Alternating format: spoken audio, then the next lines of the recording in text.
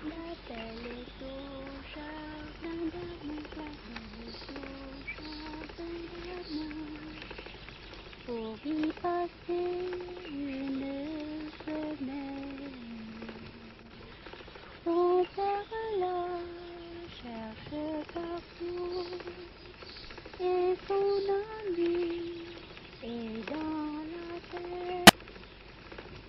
Je vois cette petite roue, cette machine pauvre. C'est une machine et elle est bonne. Pourquoi? Parce qu'elle est plus petite que moi. Parce que ma main l'amène. Ce n'est pas elle qui entraîne ma main. C'est la roue de notre délivrance. Le pauvre est indépendant comme elle qui tourne autour de son pivot. Il travaille pour lui-même et pour ceux qu'il a pris en charge et qu'il aime. Il travaille pour soi, il travaille pour tous, car il montre aux autres le chemin de la délivrance.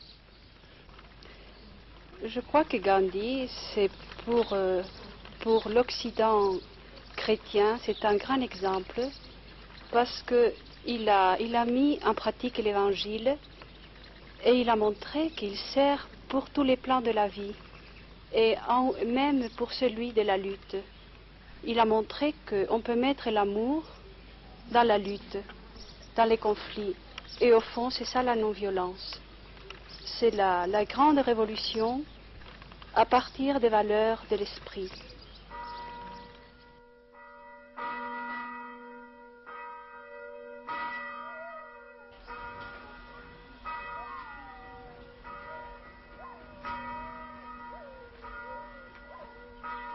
Je vous dirais que j'avais 30 ans, 35 ans. Je m'étais converti depuis peu à ma propre religion. J'essayais d'être chrétien, mais je voyais combien peu je l'étais.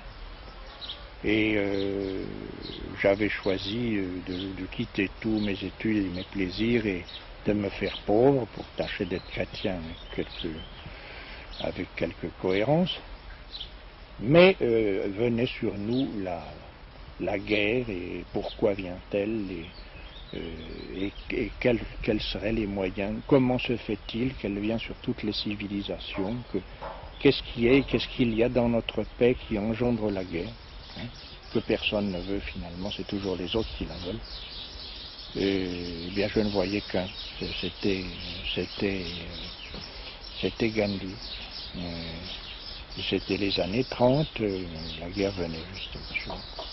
Et alors, sautant d'un pied sur l'autre, je suis allé le rejoindre. Il est difficile de parler d'une personne qu'on aime. J'ai de lui un souvenir tout blanc, un souvenir de grande blancheur. Il était vêtu de blanc, il était vêtu de simplicité aussi.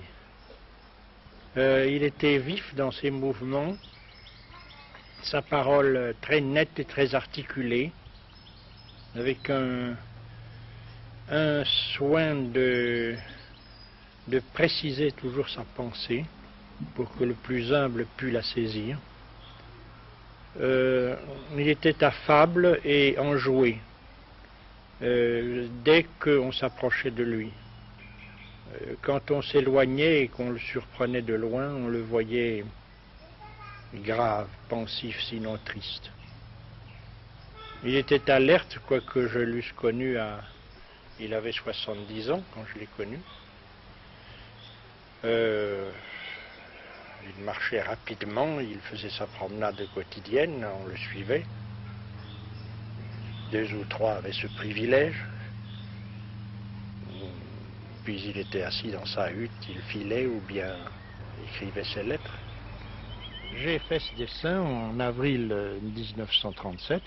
C'était un peu avant mon départ pour les sources. J'étais venu lui demander la permission de partir. C'est alors qu'il m'a donné mon nom, Shantidas, c'est-à-dire le serviteur de paix. J'ai trouvé en lui ce que je cherchais bien davantage. Ce que j'ai tâché de rapporter à la maison, c'était l'unité de vie. C'est ça la vérité. C'est ne vivre que d'une seule vie. Je veux dire que depuis le gain du pain quotidien, le travail de tous les jours et la prière, il n'y ait pas de cassure, que tout soit aille dans le même sens. Oui, un homme transparent.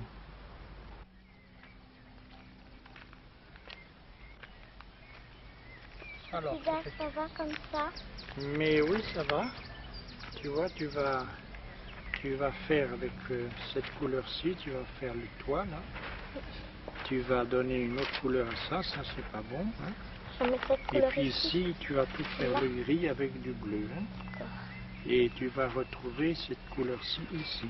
Hein. Voilà. Travaille bien. Quand on nous dit que c'est naturel que Gandhi ait réussi aux Indes parce que les hindous ils sont si doux, eh bien il n'y a qu'à voir ce qui s'est passé alors.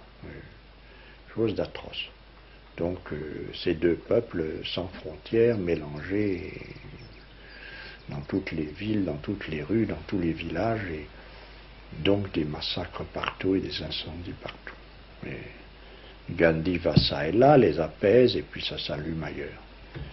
Finalement, eh bien, il dit je dépousse ma vie, hein, je ne prendrai plus de nourriture jusqu'à ce que vous vous soyez réconciliés.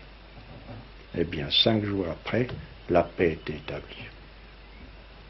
Donc, aucune police, aucune armée, aucune diplomatie, bien entendu, ne pouvait résoudre la question.